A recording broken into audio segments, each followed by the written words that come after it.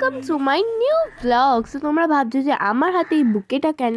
Actually আজকে আমি এসছি আমার বেস্টির বার্থডেতে। সো এইটাই হলো আমার বেস্টি। তো চলো ওর বার্থডেতে আমরা কি কি করি দেখা যাক। সো আমরা রেস্টুরেন্টের ভিতর চলে এসেছি আর আন্টি এখানে খাবার অর্ডার করছে। সো এখানে এখনও কেক কাটবে।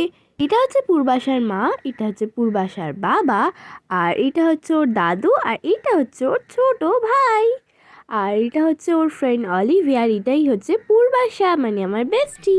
Happy birthday.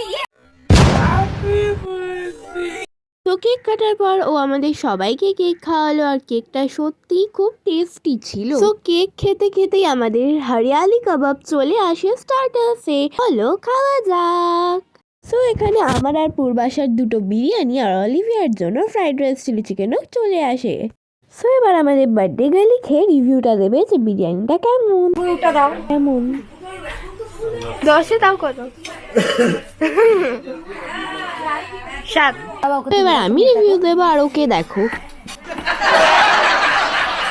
সো এখানে আমরা তিনজনে মিলে একটুখানি পোজ দিচ্ছিলাম। তো চলো খেয়ে দেখি বিরিয়ানিটা কেমন খেতে। যা লাগবে তুলে তুলে খাও। ভালো বানিয়েছে বিরিয়ানি। ভালো।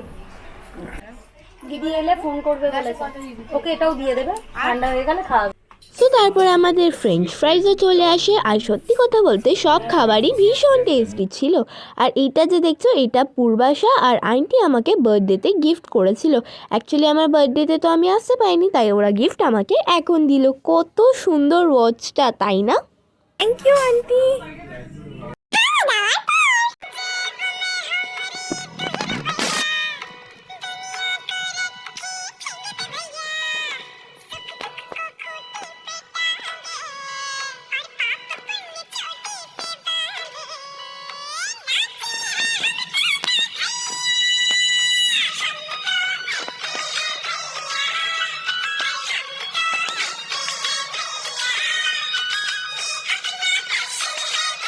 আমরা বাড়িতে চলে এসেছি আর আমার বেস্টির বার্থডে ব্লগটা তোমাদের কেমন লাগলো সেটা অবশ্যই আমাকে কমেন্ট করে জানাবে।